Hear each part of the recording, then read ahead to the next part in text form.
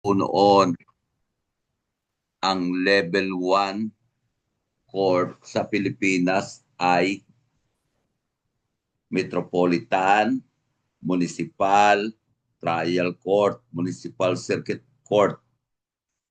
Ang terminology po na ginagamit dyan ay municipal in general, Municipal Trial Court. Ano po ang jurisdiction niyan as to general po ha? Criminal liability, ang penalty po ay hindi lalampas ng 6 na taon. Penalty ay 6 years and below. At ang level 2 na court ay RTC o Regional Trial Court. Yan po ang level 2. Pakitandaan nito. Yan dalawang yan, yung level 1 at level 2, ang trial courts in the Philippines. Regular trial courts.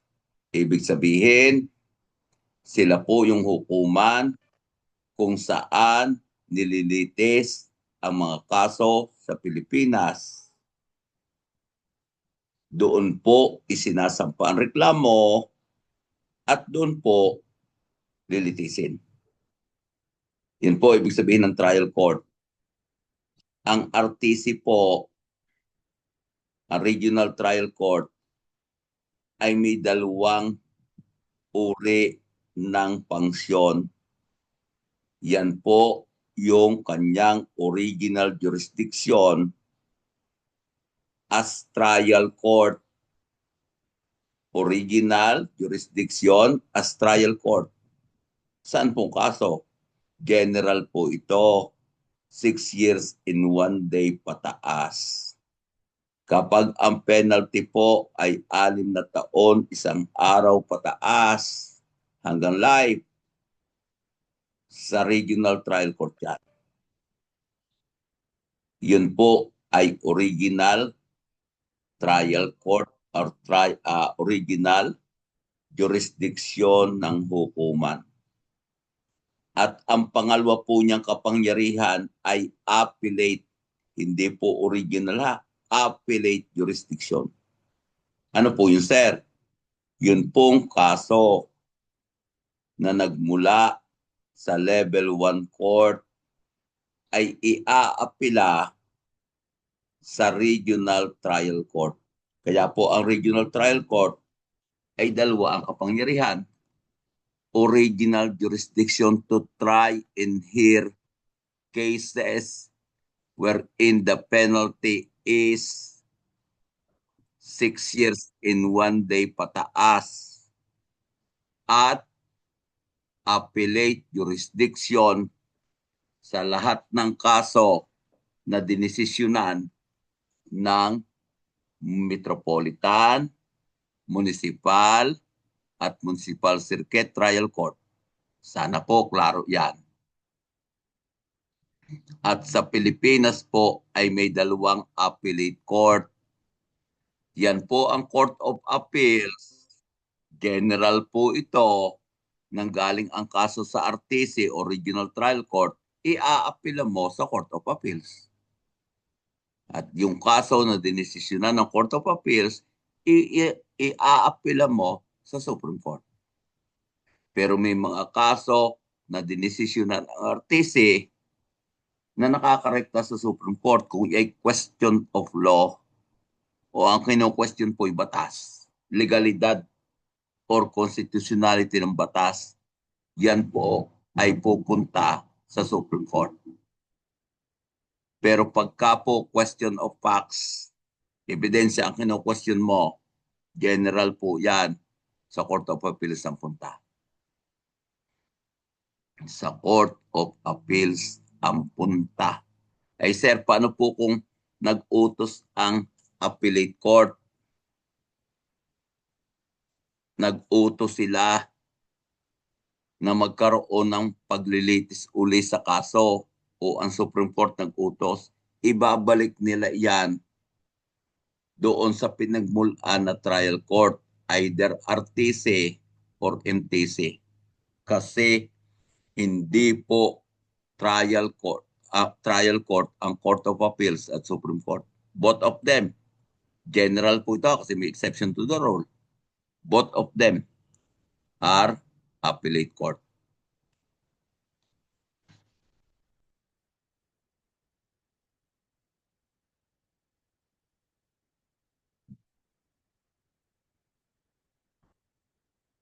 Pag cybercrime, ang cybercrime po ay tuwiran. I have mentioned to you general jurisdiction. Ang cybercrime po, specific yan. Kasama yan ng iyong drugs. Didinggin po yan ng RTC level. Kapag drugs, anuman ang parusa, 6 years and below or 6 years in 1 day pataas, hindi yan pwedeng litisin ng MTC, RTC lang, kasi ang hukuman ang nagsabi. Ngayon, ang cybercrime po ay may establish ang Supreme Court ang tawag Cybercrime Court in the Philippines. Binanggit ko ito kahapon. Ang Cybercrime Court in the Philippines ay matatagpuan sa 8 lungsod sa Pilipinas. Ang level po niyan, Regional Trial Court. Dahil ang cybercrime, specific yan, didinggin yan ng RTC. Ang kanila pong kaso ay same.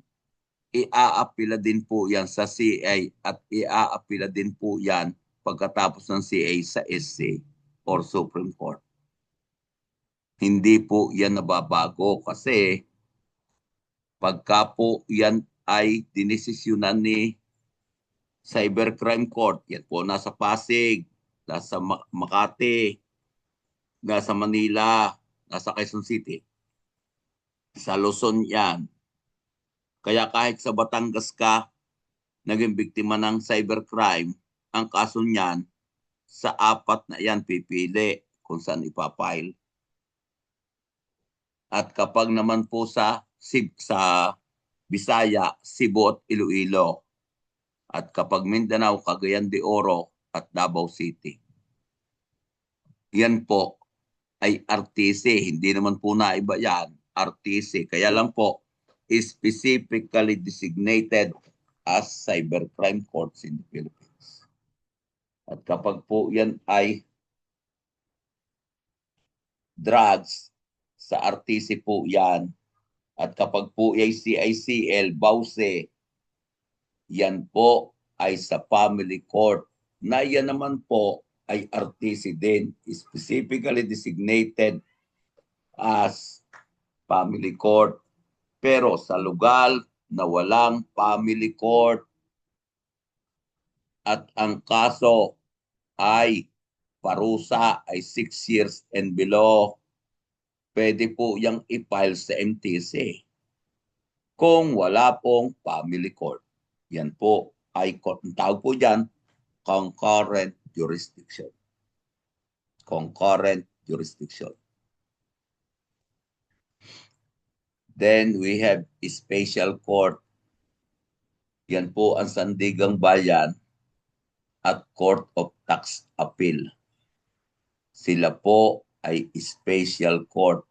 Pag graft in corruption cases committed by public officer or employee, general po yan, Sandigang Bayan.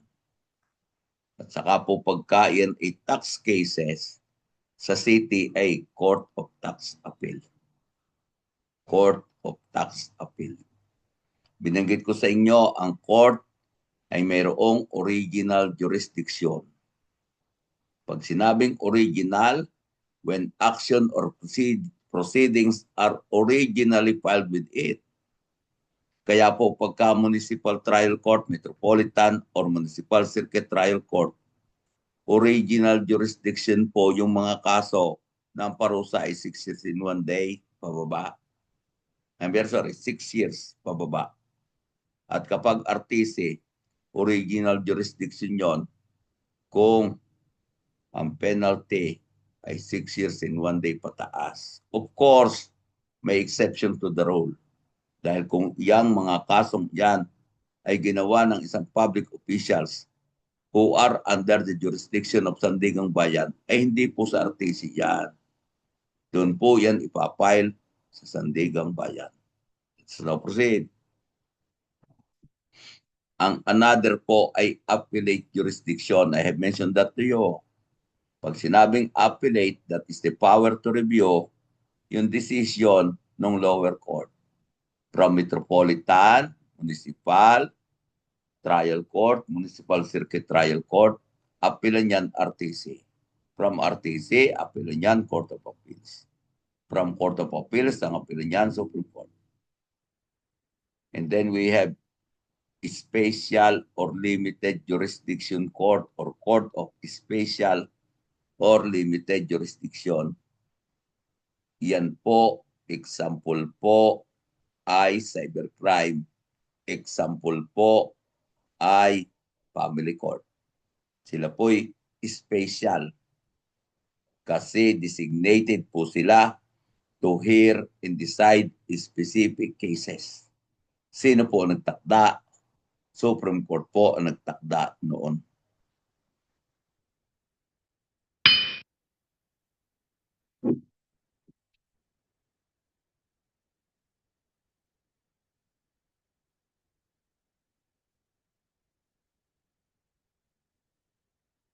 Ang Sharia Court ay hindi po criminal cases court.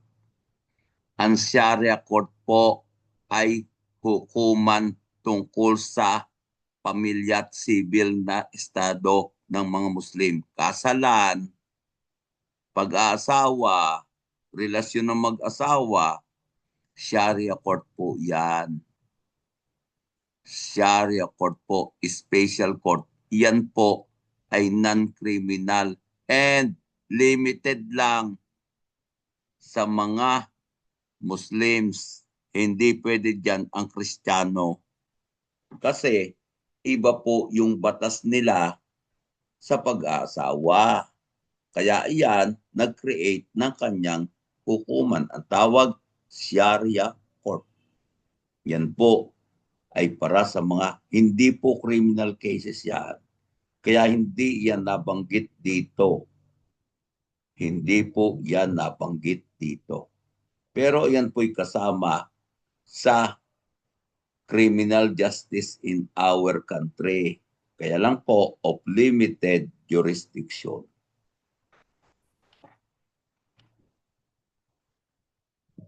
Doctrine of hierarchy of courts. Ang ibig sabihin po niyan, dapat pong i-filed ang kaso sa lowest court having original jurisdiction. Maliwanag po yan. Having original jurisdiction. Kaya kung ang kaso po ay pinarusahan ng penalty lower than 6 years and below, hindi mo pwedeng i-file yun sa RTC. Dapat sa MTC. Dapat sa MTC. Kasi yan po yung doctrine of hierarchy of courts. Mauna sa mababa bago sa itaas.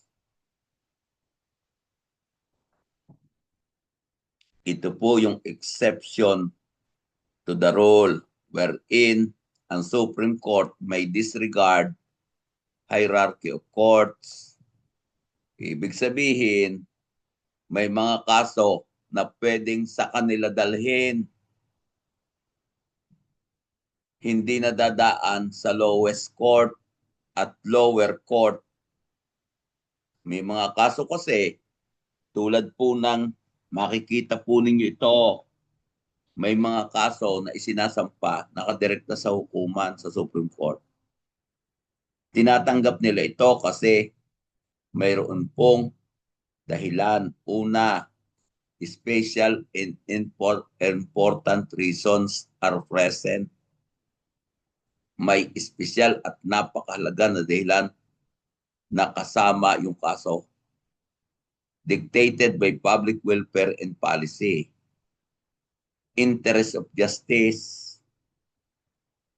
Yun pong utos ng gobyerno ay mali, kitang-kita, sala. Kaya yung makikita mo, NCAP, no contact apprehension policy. Sa Supreme Court ipinail. Bakit po, sir? Ang palagay ng iba, yan ay maling-mali.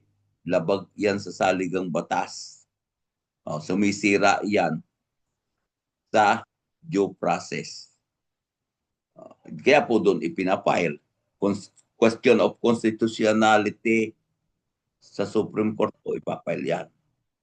Kasi yan po ay ang sasabihin, patent nullities, kitang-kita, mali.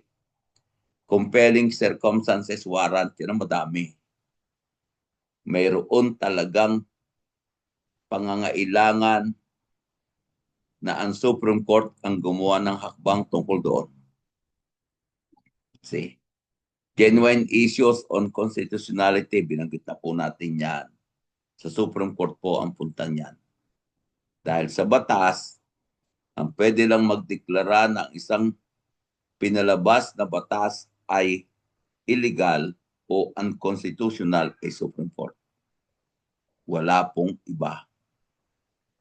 Wala pong iba. Kaya sa mga sumusunod na ito, ay pwede pong ma-disregard ang hierarchy of court principle. Pwede po siyang ma-disregard. Yan po ang ibig sabihin niya. Jurisdiction over the parties. Pag sinabi pong jurisdiction over the parties, ang tinutukoy po dito ay dalawang partido. Yung offended party na nagsampa ng reklamo at accused. See? Dahil kung wala pong jurisdiction sa mga partido, hindi po magiging binding. Binding is hindi po masasakop nung desisyon ang sinumang tao. Dapat po'y may jurisdiction ang hukuman sa bawat partido. Madali po yan. Pagka po plaintiff po ay yun ang victim or offended party. Pag nag-file siya ng kaso, matik po ang hukuman will have jurisdiction over the person of that victim or plaintiff. Whereas jurisdiction over the person of the defendant or accused, yan ang ibig sabihin ng defendant, akusado. Yun po, kusa siyang dumating sa hukuman. And sumuko siya sa pulis. Voluntary appearance in court and his surrender to its authority. And then service of summons. Tumanggap ka ng summons o utos mula sa hukuman. In both, the court acquired jurisdiction over the person of the accused. Pag sinabi naman natin jurisdiction over yun po yung unang jurisdiction. Ang pangalawa po ay jurisdiction over the subject matter. Subject matter ay pinagtatalunan. See? Pinagtatalunan. Kaya po sabi dyan, is the power of a particular court to hear the type of case that is then before its jurisdiction over the issues. Ang ibig sabihin po, jurisdiction over the subject matter, ito yon. Example, CICL. Example, drugs. Example, cybercrime. Ang mga yan po, subject matter. Jurisdiction over the issues. Yan po, yun pong binanggit sa kanilang pleadings. Jurisdiction over the subject matter, kasama po ang parusa. Maliwanag po ito. Pagka jurisdiction over the subject matter, jurisdiction over the issues which are raised in the pleadings of the parties. Tandaan po ito. Pag sinabing raised in the pleadings of the parties, ano yung iyong isinama na issue sa complaint or information? Murder baga yan, so on so forth baga yan. Yan po ang tinutukoy na issue and subject matter. Nakabase po yan, nakadepende po yan sa penalty. Kaya po pag sinabi natin kanina, general ito. Except po ang batas ang nagsabi ng tuwiran na doon ipapile ang kaso anuman ang parusa tulad ng droga, tulad ng cybercrime. Ang mga yan po sa RTC. Pero kung wala po, ang masusunod po penalty. Pag ang penalty ay 6 years and below, MTC, level 1 court. At pag 6 years and 1 day pataas, level 2 court. Yan po yung jurisdiction. Kaya po yan ay nakabase sa subject matter, nakabase sa penalty. At ang issues or sa jurisdiction over the subject matter ay makikita sa pleadings, hindi sa titulo. Pleadings ay body of the complaint or information. Body of the complaint or information. Venue po ay place. Nangyari sa lipa ang kaso. Except sa special cases tulad po ng jurisdiction ng Sandigang Bayan, sa lipa nangyari. Of course, sa Quezon City nandoon ang Sandigang Bayan, di doon po yung dadalhin. Nangyari po sa Batangas area ang cybercrime. Hindi po dito lilitisin kasi ang special court po niya nasa Maynila. Kaya doon po yan dadalhin. Yan po yung mga exception to the rule. Pero general po, pag sinabing jurisdiction over the venue, it means the place where the case is to be heard and tried. Sir, alin po ang pwedeng ilipat? Pwede ka pong ilipat ang jurisdiction over the subject matter? Hindi po. Because it is provided for by law. Ay ano po yung pwedeng ilipat? Jurisdiction over the venue. Board question ito. Sino ang pwede lang maglipat nito? Supreme Court lang po. Ang Supreme Court ang pwedeng mag-utos in order to prevent miscarriage of justice ng lugar kung saan didinggin ang kaso. Hindi hukuman ha. Lugar. Mula sa Mindanao, dinala sa Maynila, ang patuan case yan. Quezon City ang dinala. Yun po kay Tebes. Mula doon sa Negros, dinala yan sa Maynila. Upon approval of the Supreme Court. Pag sinabi natin criminal jurisdiction, yan po yung authority to hear and decide a particular case. To hear, to try, and decide. Sir, saan ho in decide? Ano po? To impose punishment. To impose punishment. Yan po ang ibig sabihin ng to decide. Sir, wala pong jurisdiction. Wala pong kapangyarihang duminig. Wala pong kapangyarihang maglitis. Tumanggap na ebidensya, yung ibig sabihin. At gumawa ng desisyon. Yun ang ibig sabihin ng imposed punishment. Kaya kung isang hukuman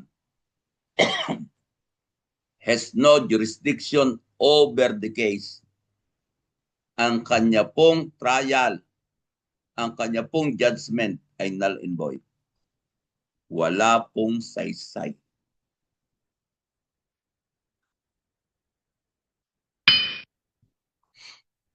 Requisites for the court to acquire jurisdiction. Una po, subject matter of the offense.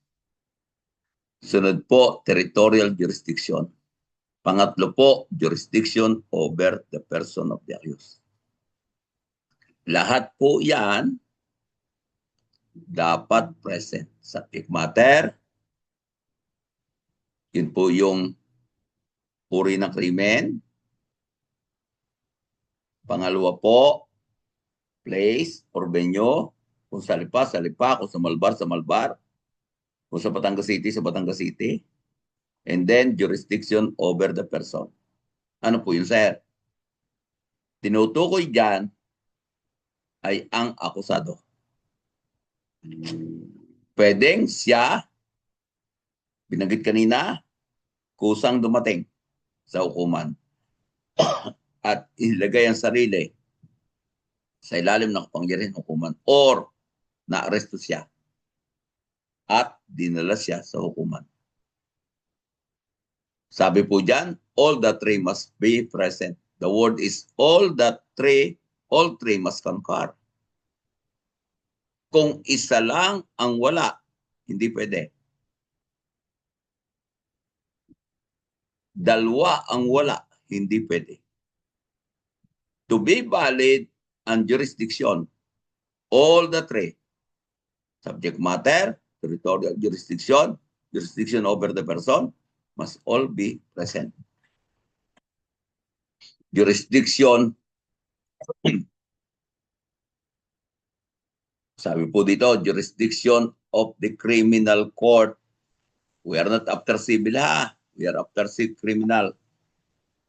Jurisdiction of criminal court, municipal trial court, metropolitan trial court, and nakalagay po municipal circuit trial court. Sir, ano gaw yung municipal circuit trial court?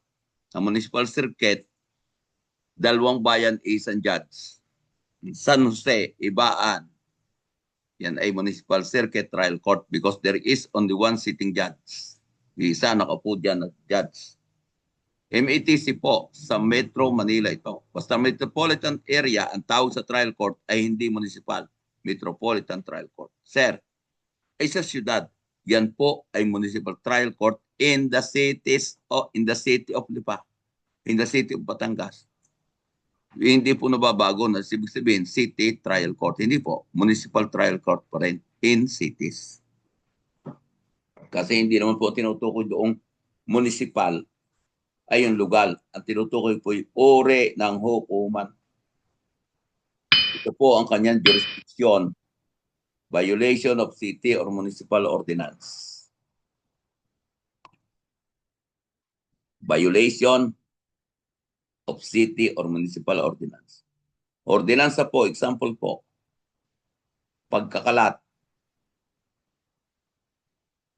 Example po, jaywalking. Yan po ay uri ng city or municipal ordinances. Yan po hindi yan dadalhin sa municipal trial court. Ang sunod po, binanggit na natin ito, offenses wherein the imposable penalty does not exceed 6 years. Regardless of the amount of fine and the accessory penalties, including civil liability. Kaya pag ang parusa po sa isang krimen ay hindi lalampas ng 6 taon, matik yun, MTC yun. Offenses involving damage sa property through criminal negligence. Nagdadrive ka, nakabangga ka, nakakapwa kotse. MTC yan. MTC yan. Sir, paano po kung ang hindi po damage pagkamatay po through criminal negligence? Kasama pa rin po yan dyan kasi ang penalty po niyan ay hindi lalampas ng 6 taon. Summary procedure, pag sinabing summary, mabilis na paraan ng paglilitis ng gagawin. Violation ng traffic laws, rules and regulation, violation ng rental law, violation ng Batas Pambasa bilang 22, violation of municipal and city ordinances. Yun po, hindi lalampas ng 6 taon ang pagkakabilanggo sa krimen. Yan po ay summary procedure. And then involving the damage to property through criminal negligence, where the imposable penalty does not exceed 10 years. Ang mga yan po ay under ng summary procedure. Saan po gagawin? Sa municipal trial court.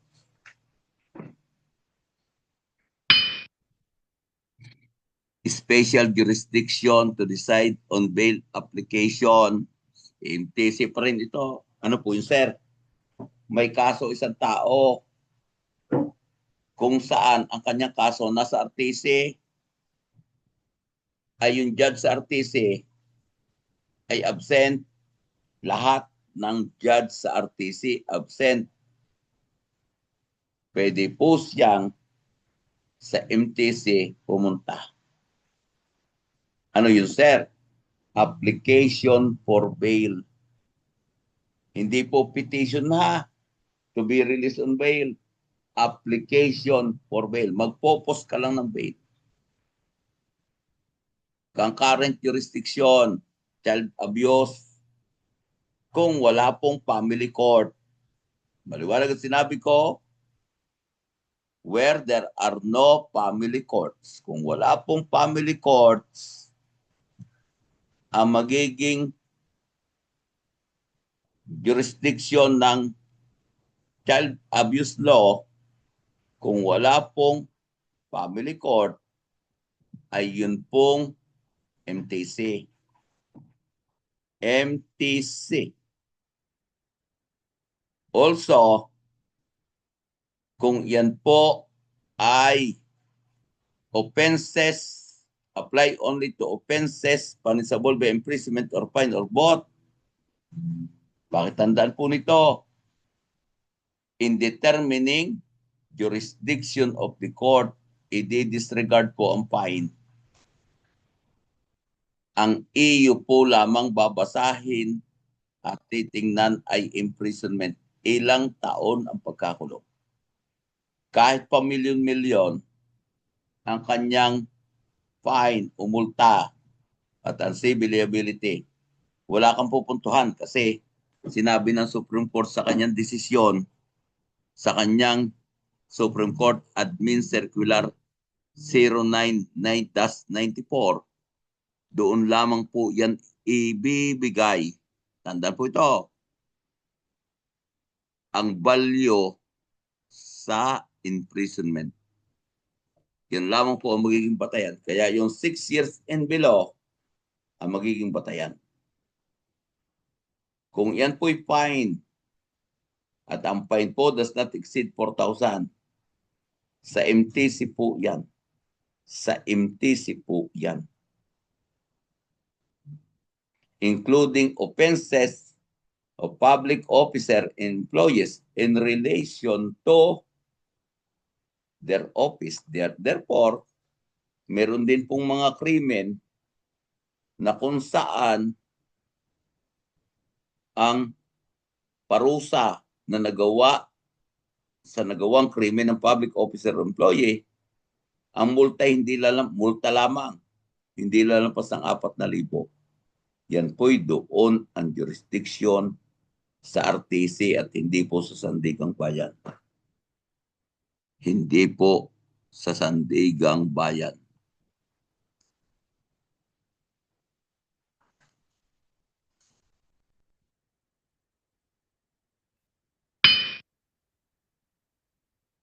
RTC po ang kanyang original jurisdiction. Pag sinabing original, trial po yon. Lahat pong krimen na hindi sakop ng any court tulad ng MTC, except those under the exclusive jurisdiction ng Sandigang Bayan. Therefore, Pagka po exclusive original jurisdiction, masyadong malawak. Lahat ng krimen o kaso na hindi sakop ng ibang hukuman except also those with the concurrent jurisdiction of Sandigang Bayan. Sa Sandigang Bayan ang punta, hindi sa kanya. Una, appellate, pangalawang kapangyarihan, binanggit ko na sa inyo, appellate jurisdiction. Doon po sa desisyon na ginawa ng first level court. Ano yung mga batas na kapag nilabag ay sa RTC ang punta? Una, written defamation. Criminal and civil aspect of written defamation, paninirang puri, na nakasulat. Criminal cases commenced by information against child. CICL po ito. CICL. Sa mga lugar na wala pong family court. Ulitin ko po. Criminal cases commenced by information against a child upon determination of probable cause by the prosecutor where there are no family courts. Kung may family court, sa family court ang punta noon. Violence against women and children. RTC din po yan kung walang family court.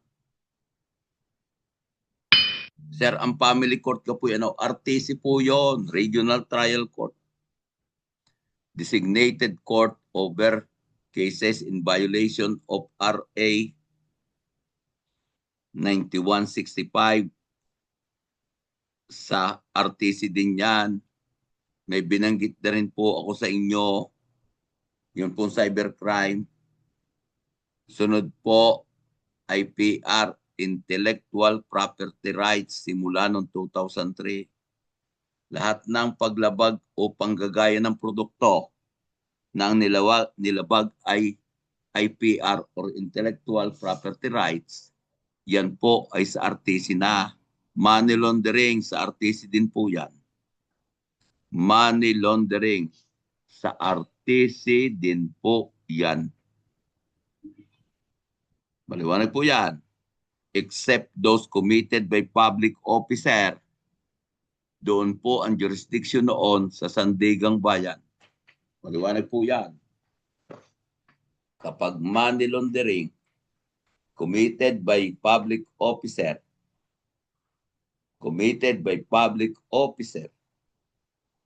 yan po ang sampa ng reklamo ay sa Sandigang Bayan. May exception po yan. Kapag po natanggal ang public officer bago masampa na reklamo, sa RTC ang file niyan. Sa RTC ang file. Kaya si Alice Guo ay hindi po sa Sandigang Bayan ang kaso ng money laundering niya. Doon po sa Regional Trial Court sa Valenzuela. Kasi siya po yung pinakamalapit na trial court sa lugar kung saan nagawa ang kanyang money laundering act. Eh ba't hindi po sa Sandigang Bayan? Kasi natanggal po siya muna bago siya napaila ng kaso. Yun ang naging senaryo bakit siya napapunta sa RTC. Sandigang Bayan po. Kapag, tandaan po ito, ang kaso na ginawa ng public officer or employee tungkol sa bribery or damage to government property na hindi po sinabi kung magkano, RTC yon, hindi Sandigang Bayan. RTC po yon, hindi Sandigang Bayan. Ginawa po ng damage po sa government or bribery does not exceed 1 million. RTC po yon, hindi po yung Sandigang Bayan. If the amount of the damage to the government or bribery does not exceed 1 million, kahit ang gumawa ay public officer, ang file po niyan ay sa RTC. Hindi po binanggit kung magkano ang amount. Hindi po binanggit kung magkano ang amount of damage. Yan po, sa RTC pa rin yan at hindi sa Sandigang Bayan. Kahit public officer or employee ang gumawa ng krimen. Sandigang Bayan jurisdiction, violation ng RA 1319. Ano po yun, sir? Graft and Corrupt Practices Act in the Philippines. Violation of RA 1379. Violation of Bukto, Title 7. Ano po yun, sir? Crimes committed by public officer or employee. Yan po ang Title 7 ng Revised Penal Code. Yan po ang Title 7. Example po dyan, direct bribery, indirect bribery, corruption of public officials. Sila po'y doon isasampa sa Sandigang Bayan. Pakitandaan po nito, where two or more of the accused are office official occupying the following position in the government at the time of the commission of the offense. At the time of the commission of the offense. Salary grade 27. Salary grade 27. Pag hindi po salary grade 27, RTC yan. Members of Congress and official thereof classified as grade 27. Other offenses, simple and complex, committed by the above-mentioned public officials and employees in relation to their office. In relation, ang ibig sabihin, violation ng 3019, 1379 ng Title 7 of Bukto. Kapag po iyan ay ginawa ng isang public officer or employee in relation to the performance of their functions or office, yan po ay sa Sandigang Bayan ang kaso. Criminal cases filed pursuant to EO12. Ano ka po yan, sir? Yan po ang ill-gotten wealth. Yan po ang ill-gotten wealth. Sa panahon ni Cory Aquino, sinampahan ang mga tatay ni Bongbong Marcos at nanay. Nung kasuhan po si Imelda, si Marcos Sr. at kanyang mga kaibigan, yan po ay by virtue of EO12 1414A.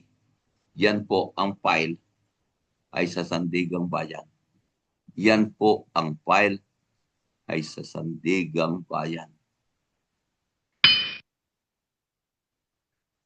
Institution of Criminal Action.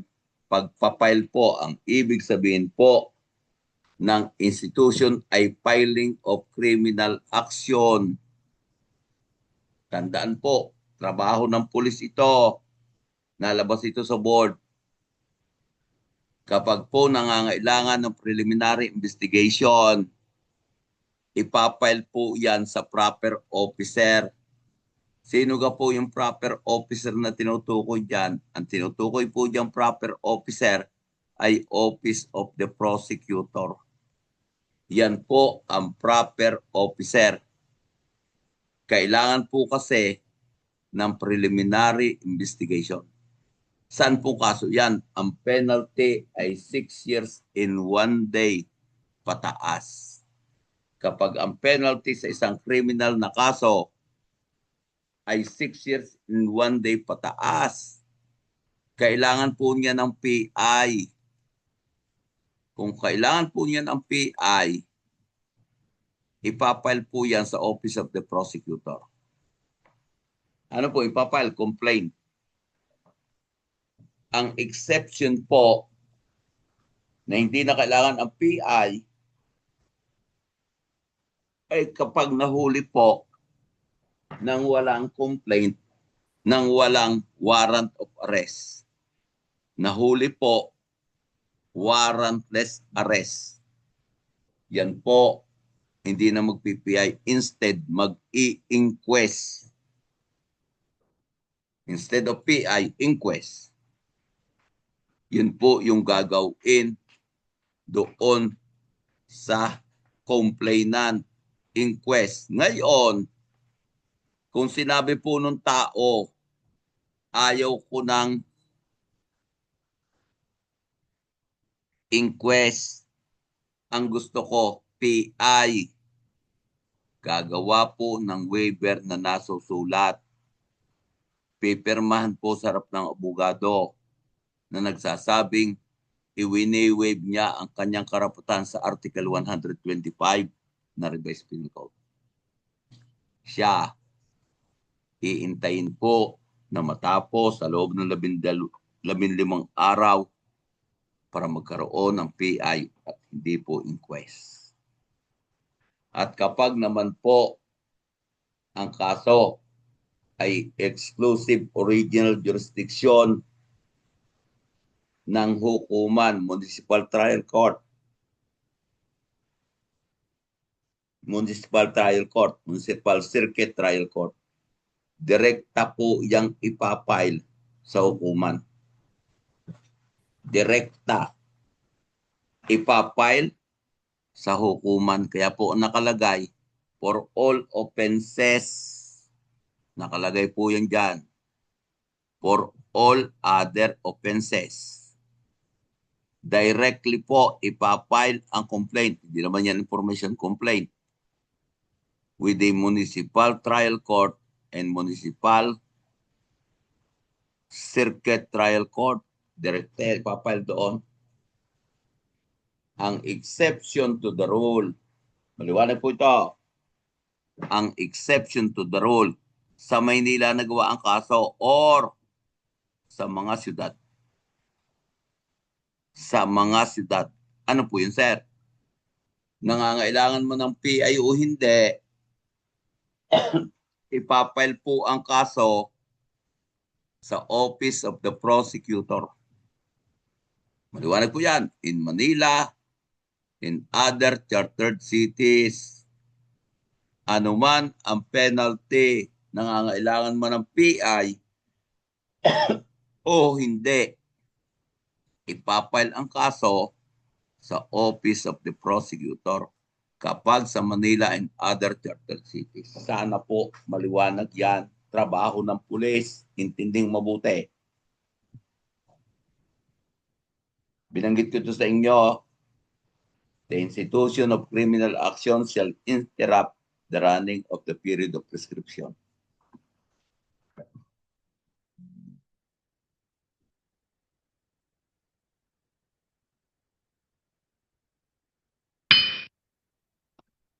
Duplicity of the offense. Pag sinabi pong duplicity,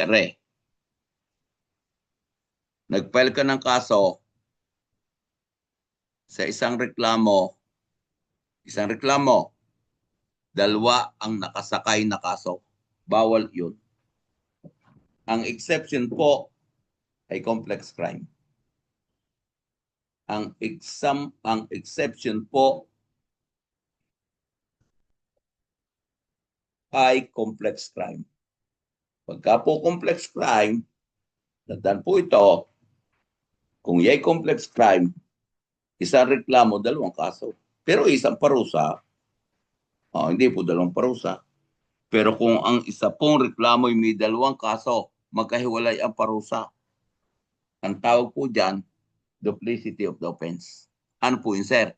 Dapat pong ma-dismiss yan. Maliwanag po. Dapat pong ma-dismiss yan. Kung yan po ay may duplicity of the offense.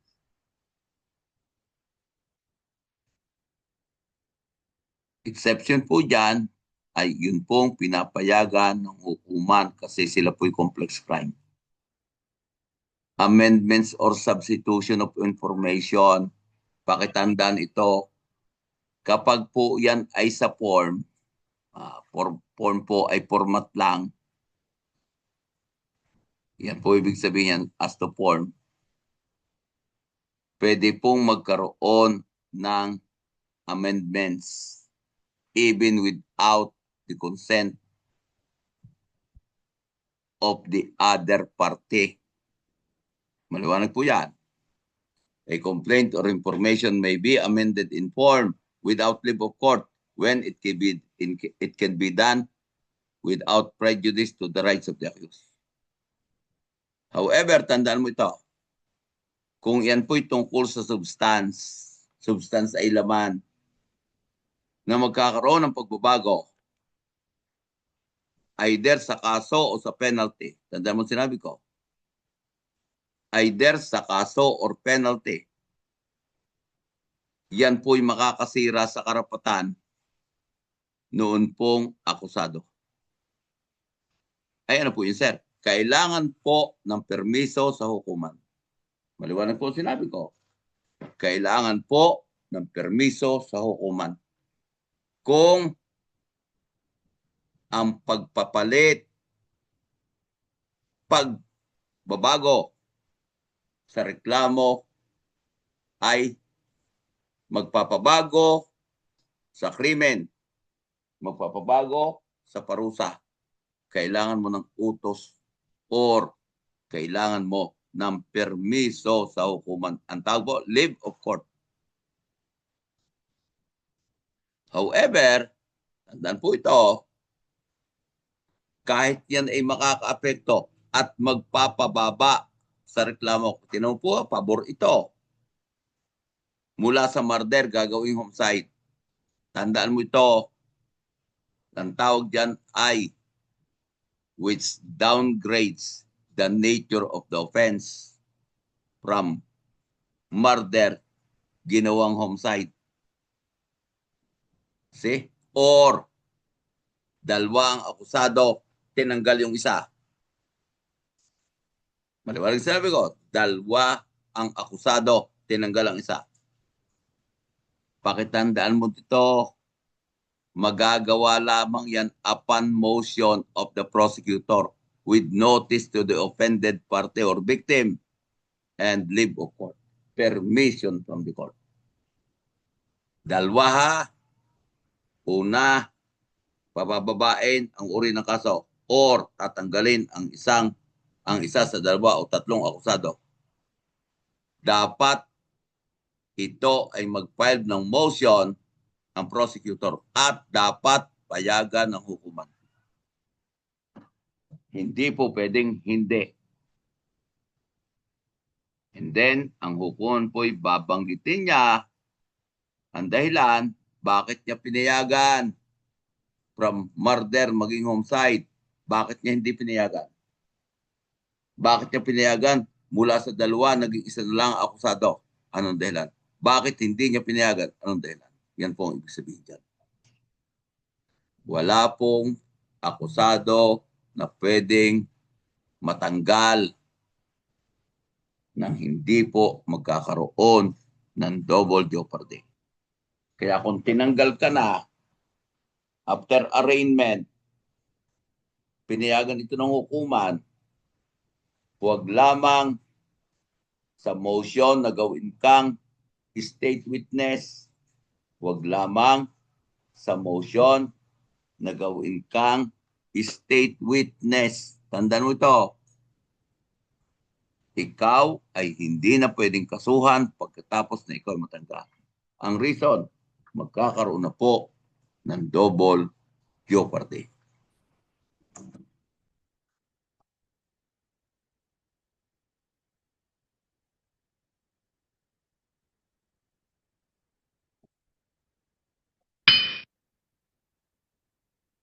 Saan po dapat isampa ang reklamo? Binanggit po natin ito. General rule. May exception po. Pakitandaan po nito, kung ang krimen po ay continuing crime, salipa, dinukot, dinala sa Kalamba, doon idinitine ang kaso, serious illegal detention. Kidnapping, and serious illegal detention. Tandaan mo ito. Yan po ay papasok where any of the essential ingredients occurred. Pwede yung i-file sa LIPA. Pwede yung i-file sa Malbar, sa Tanawan, sa Santo Tomas, sa Calamba. Kasi yan po ay krimen na nangyari na ang kanyang ingredient ay nandoon mula sa LIPA hanggang sa kanyang pinuntahan. Pakitandaan ito, bawal ang violation ng principle of forum shopping. Pag sinabing forum shopping, nagsampa ka ng reklamo sa dalawang lugar na iisa naman ang batayan. Madidismiss yan. Padalwa, kung nangyari ang krimen habang sa loob ng sasakyan whether public or private, at ito po ay in the course of its trip. Ang ibig sabihin, nangyari ang krimen sa loob ng isang bus, nagmula sa LIPA, natakbo ito, hindi nakahinto sa LIPA hindi na sa terminal, in the course of its trip, habang nagbibiyahe.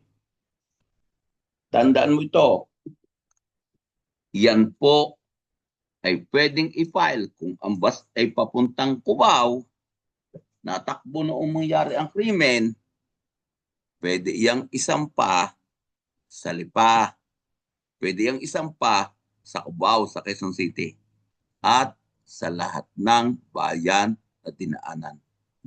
Gayon din naman ang train, gayon din naman ang eroplano, gayon din naman ang sasakyang pandagat. Yun ang letter C. Crimes committed outside of the Philippines under Article 2. Ano po yun, sir? Yan po yung mga krimen na may extraterritorial effect ang ating revised penal code. Saan po yan magkakaroon ng benyo? Sa unang hukuman na siya ay isinampa. Doon magkakaroon ng jurisdiction. Kaya kung yan ay nangyari halimbawa sa ibang bansa, sa RTC sa LIPA unang ipinal, yun po magkakaroon ng jurisdiction. Yun po ang magkakaroon ng jurisdiction. Hindi na naman gayong kapaborito ito, pero tingnan na lang kasi ito'y nakakalito ng konti. Pakitandaan, ipipresent ko ito ng iba kasi hindi na po ito ang dating probisyon ng batas. Kung hindi tayo matapos ngayong araw na ito, I will present this tomorrow. Idiligdangan po natin kasi ang PA po ngayon ay iba na. Hindi na po ito nasusunod. Sana po maliwanag yun.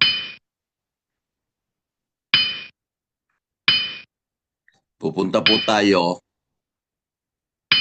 doon sa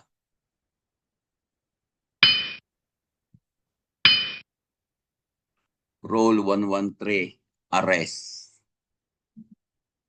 Pag sinabi nating arrest, pampulis ito, tandaan din po ninyo. Ang arrest po is made by actual restraint of the person to be arrested. Pag sinabing actual restraint, pumunta ang pulis, hinuli, pinusasan. Kapag ganyan ang senaryo, ang tawag doon, actual restraint. At ang pangalawa, submission to the custody of the person making the arrest. Surrender yan. Simply surrender yan.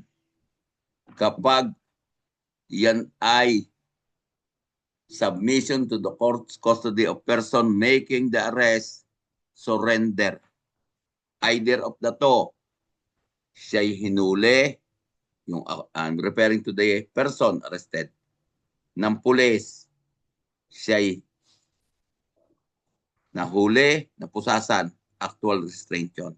Yung pangalawa, yung huhulihin ang sumuko doon sa pulis. Ang tawag doon, submission to the custody. Ano ang force na allowed? Necessary force lang. Ano ang hindi? Violence and unnecessary force. Maliwanag po yan. Anong force ang allowed? Necessary force. Ano ang hindi allowed? Violence and unnecessary force. Duty of person making the arrest. Ano ang tungkulin ng pulis na gumawa ng pag-aresto? To deliver the person arrested to the nearest police station or jail without unnecessary delay. Ano po yun, sir? Pwede pong ma-delay as long as it is necessary. Ano pong ibig sabihin ng necessary delay? Nasaktan yung tao, di dadala mo sa ospital. Ayan po ay necessary delay. See? Execution of warrant. Pagka may warrant, ang kanya pong execution should be done within 10 days from the receipt of the warrant by the arresting officer. Pagkatapos po noon, within 10 days after the expiration, hindi po ang ibig sabihin, bali wala ng warrant. May visa pa ito. Ang i-require lang po after 10 days, within the, sabi dyan, within 10 days after the expiration of the period, the officer sa loob ng 10 araw, pagkatapos na mapaso ang 10 araw na tinakda, hindi naman tinakda yan, nakalagay lang naman yan dyan. Yun pong officer na hindi naka-aresto, gagawa po siya ng report doon sa judge na nag-issue ng warrant. Babanggitin niya, bakit hindi na-aresto? Anong dahilan? See? In case of failure to execute the warrant, hindi po na ipatupad. Anong dahilan? Ipinatupad, hindi na aresto. Anong dahilan? Hindi na ipatupad ang warrant. Anong dahilan? Pagkatapos po noon ng 10 araw, within 10 days, nag-report siya sa office ng judge. Ang gagawin po ng judge, mag-i-issue na ng alias warrant. Ano po yun, sir? Yan po ang wala ng expiration. Wala naman talaga expiration eh. Sinabi lang yan dito. Yan po yung lifetime warrant na hanggang hindi nahuhuli. Ang tawag po ay alias or alias warrant. Yan po yung tawag yan. Arrest without warrant when lawful. Kailan daw po ang arrest without warrant ay magkakaroon ng visa or legal. That is the right term. For a while, meron pong tanong.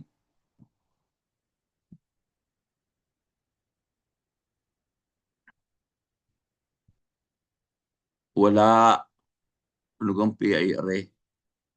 Wala pong 4 years, 2 months, and 1 day. Ay, wala na po yan. Ang PI po ngayon as mandated by the administrative circular ng DOJ ay 6 years and 1 day ang parusa. Pag ang parusa ay 6 years in 1 day, tandaan po ito, 6 years in 1 day, pataas. Saka lang po may PI. Wala na pong 421. Makinig po, wala nang 421. Hindi po iba sa Maynila at hindi po iba sa probinsya. Iisa po yan sa Maynila man o sa probinsya. Ang tinutukoy po dyan ay ang pagpapile ng kaso. Kapag po, tandaan po ito, kapag po sa munisipyo, sa probinsya, yan po tinutukoy dyan, na hindi naman sakop ng Metropolitan Manila area or Metro Manila. Ang file ng kaso kapag ang parusay hindi nangangailangan ng PI ay direkta sa Municipal Trial Court, sa Municipal Circuit Trial Court. Direkta yun dyan. At kapag naman po sa Metro Manila area, kahit yan ay bayan o kaya ay sa chartered city, tandaan mo ito, anuman ang parusa, kahit hindi nangangailangan ng PI, ang file niyan ay sa Office of the Prosecutor. Sana po maliwanag yan. Yun po sinasabi dito kasi tanong, ask ko lang po, bakit sa PI pag province 4 years, 2 months and 1 day, wala na nga po, binanggit ko po sa inyo, no more. Bakit sa Metro Manila ay 1 to 2 years, pwede nang mag-PI, hindi po tunay yan. Wala pong gayaan. Ang tinutukoy po dyan, saan ipapile ang kaso. Kapag sa probinsya, huwag lang sa syudad. Kapag ang kaso ay hindi nangangailangan ng PI, ang file noon ay sa hukuman, sa Municipal Trial Court, Municipal Circuit Trial Court. At kapag naman ito'y sa Metro Manila o kaya po'y sa Chartered City, ang kaso po ay ipapile sa Office of the Prosecutor. Pero kapag po may PI, yan po ang binago ng Memorandum Circular ng Department of Justice noong 2024. Ang pagpapile po ng kaso kapag may PI ay sa Office of the Prosecutor. Saan mang lugar sa Pilipinas yon, sa Office of the Prosecutor. For what? For preliminary investigation. Bakit po sir? Ang pwede lang mag-conduct ng preliminary investigation ay prosecutor.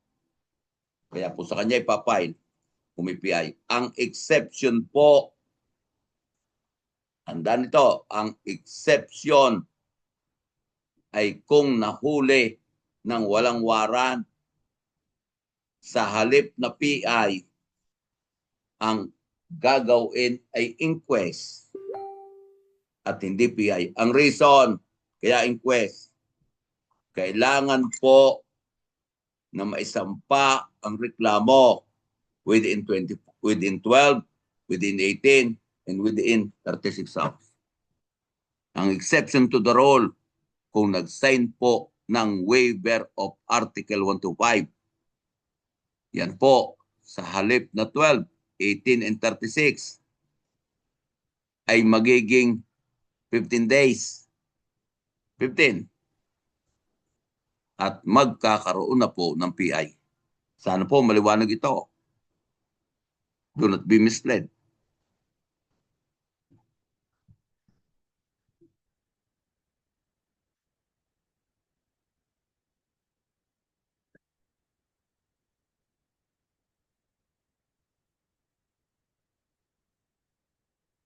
Doon sa pagbabago, opo, ang akusado, ang offended party ay dapat bigyan ng information. Kasama po yan sa right nila sa due process. Ang ibig sabihin ng tanong na sir, i-inform po doon ang accused sa pagbabago? Opo. I-inform po siya bago po magbigay ng desisyon ang hukuman. Hindi lang po ang offended party but also the accused. They have to be informed of the change in the nature or substance of the case, or from serious to non-serious crime, from murder to homicide, or tanggalin ang isa sa mga akusado. Dapat po ang akusado, yung ibang akusado, at lahat ng akusado, kung hindi naman pagtatanggal ng akusado, ay dapat mabigyan ng notice as part of due process.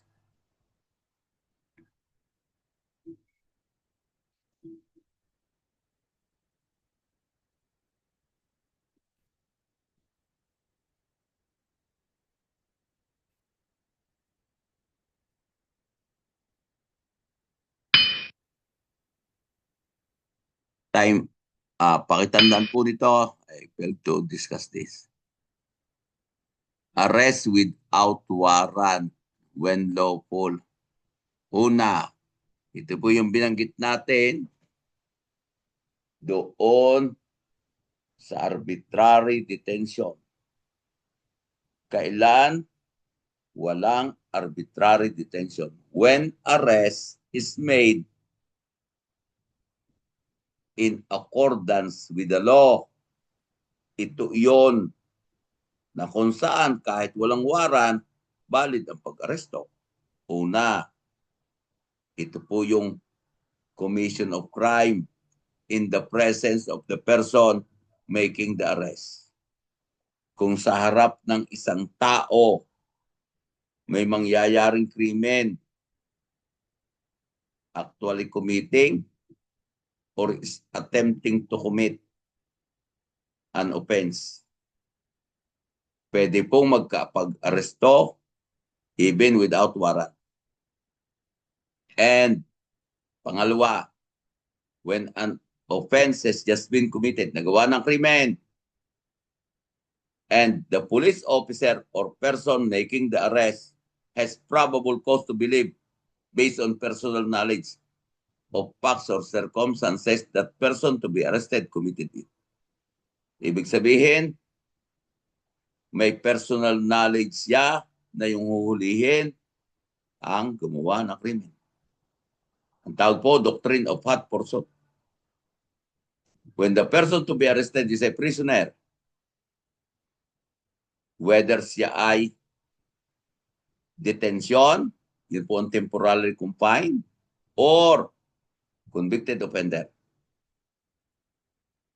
sila po ay pwedeng arestuhin even without warrant at valid po ang pag-aresto.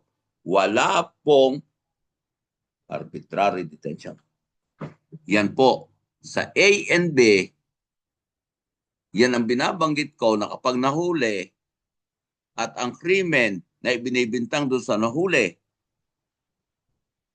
ay ang parusa ay 6 years in 1 day pataas, walang inquest na mangyayari. Instead, ay walang PI na mangyayari. Instead, it will be inquest. Ang gagawin sa kanya, dadalhin siya sa prosecutor's office for the inquest, not for PI. Ang exception, yun sinabi ko sa inyo, kung siya ipipirma ng waiver ng 125 at ito ay pipirmahan sa harap ng abogado.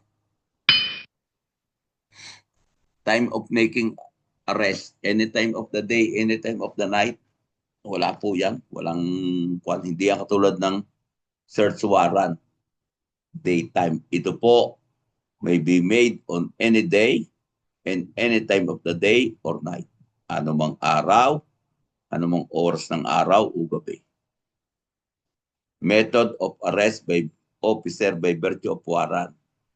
Kapag po may warrant, may kaso na sa hukuman. Maliwanag po yan.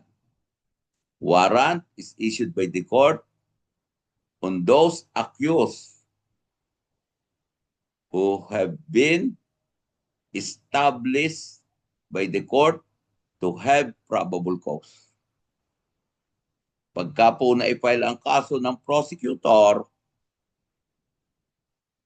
or na-file ito ng police sa complaint, dahil direkto sa hukuman kasi wala namang PI, o na-file ng prosecutor kasi may PI, titingnan po ng hukuman sa loob ng 10 araw kung may probable cause. Kung meron pong probable cause, i-issue po ang hukuman ng warrant. Kaya po yan, akusado ng tawag. Ay sir, paano po kung na walang nakitang probable cause ang hukuman? Dismiss po yan. Madi-dismiss po ang kaso. Wala pong pwedeng palabasin ng warrant of arrest. See? Pagka daw po gagawa ng pag-aresto, when making an arrest by virtue of warrant, the officer shall inform the person to be arrested ng mga sumusunod. Una, cause of the arrest. Pangalawa, that a warrant of arrest has been issued for his arrest. Yan po, pwedeng excuse ang pagsasabi ng dahilan ng pag-aresto at ang pagsasabi na may warrant na laban sa kanya. Sir, anong cause of arrest? Hinuhuli kita sa krimen na. Anong krimen yan? At ngayon, hawak ko ang warrant of arrest laban sa iyo. Pwede pong hindi yung sabihin kung ang tao po tumatakas. Kung ang tao po nagre-resist, hinawakan mo, nagwawala. Or, yun pong pagsasabi sa kanya ay pwedeng mabigyan siya ng pagkakataon para makatakas. Will imperil the arrest. Imperil means endanger the arrest. Hindi na po kailangan sabihin. Kailan po sasabihin? Pagkatapos mahuli. Ano po ang sasabihin? Yan po ang kanyang Miranda rights. Yun po ang sasabihin sa kanya.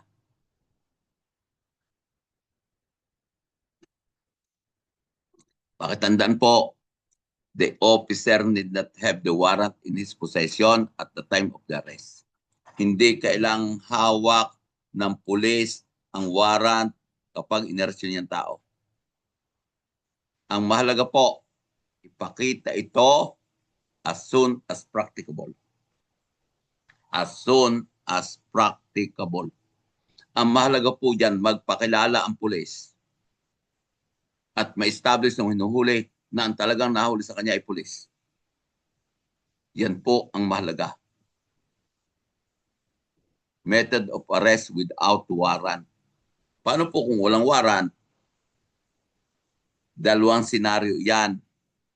Ang unang senaryo ay police officer or law enforcement officer. At ang pangalawang senaryo ay citizens or private persons arrest. Kung wala pong warrant. When making an arrest without warrant, the officer shall inform the person to be arrested of his authority. Yan po binanggit ko sa inyo. Magpapakilala ang pulis. Ipakikilala niya ang kanyang sarili. And the cause of the arrest, anong dahilan? Ba't mo siya hulihin? Unless, ito po exception, makikita po ninyo ang pagkakaiba ng may warrant at wala.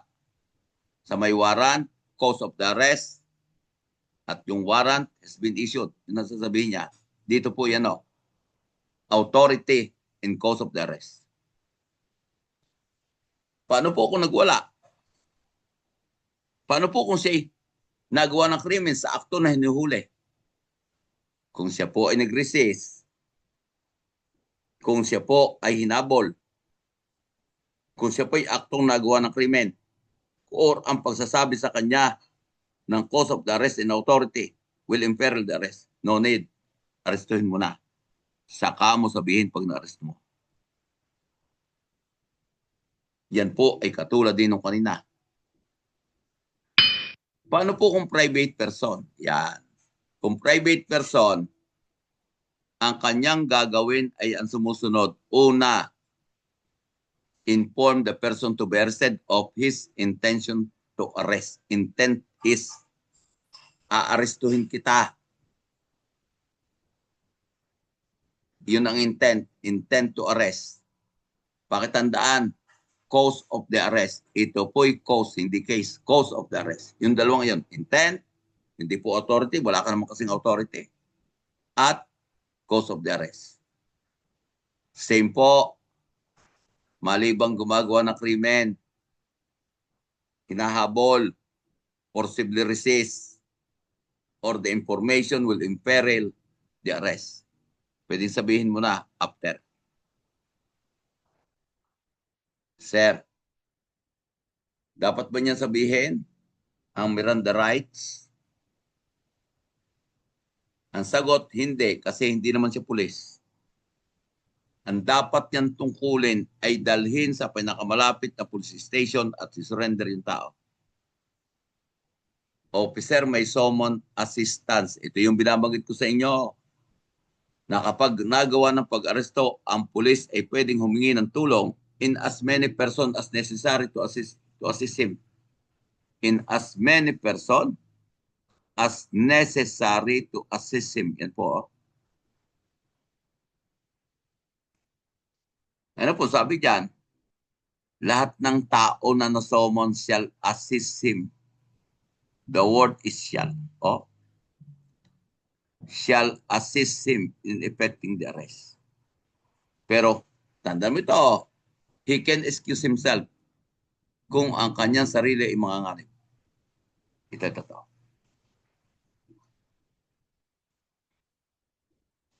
Kung ang sarili po yung manganganib sa pagtulong niya, excuse niya doon. Sir, paano ko hindi tumulong? I mentioned this to you. Paparusahan siya sa disobedience to a person in authority. Pakitandaan, ang pwede lang pumasok to effect arrest without warrant and by virtue of warrant sa bahay na pinaniniwalaang naroon ang huling akusado kung may warrant at ang huling suspect kung walang warrant ay ang officer. Napakaliwanag po na nakalagay, an officer. Hindi po pwedeng pumasok ang private person. Hindi po pwedeng pumasok ang private person. Officer lang in order to effect an arrest. Yan po, in order to effect an arrest. With or without warrant, may break into the building or enclosure if he refused admittance thereto. Ano pong dapat? I-announce niya ang authority and purpose. Bakit niya gustong pumasok? Kung hindi pa rin po siya papapasukin, he can break in. Pwede niya sirain ang pinto para i-effect ang arrest. With or without warrant. Private persons are not allowed and are not authorized to break in. Arrest after an escape or rescue. Board question din ito. Ano daw po at kailan pinapayagan ang pag-aresto ng walang warrant? Ha! Maliwanag ang sinabi ko. Dahil kung may warrant, hindi yan papasok dito sa kondisyones na ito. Maliwanag ang sinabi ko. Kung ikaw ay may warrant, hindi ito applicable. Arrest after escape or rescue. Dito po, lawful arrest without warrant. Dahil kung may warrant yan, wala yang limitasyon. If a person lawfully arrested escapes, ang ibig sabihin, yung tao na nahuli mo, lawfully ha, hindi pwedeng hindi. Escapes, nakatakas, or rescued, natulungan, makatakas. Yan po. The word is immediately porso or retaking without warrant. Sana po maliwanag. Board question. Ngayong araw na ito, nahuli mo yung suspect na gawa ng krimen ngayong araw na ito. Ang problema mo, hindi bersado ang pagkahawak mo. Nakapagwala, nakatakbo.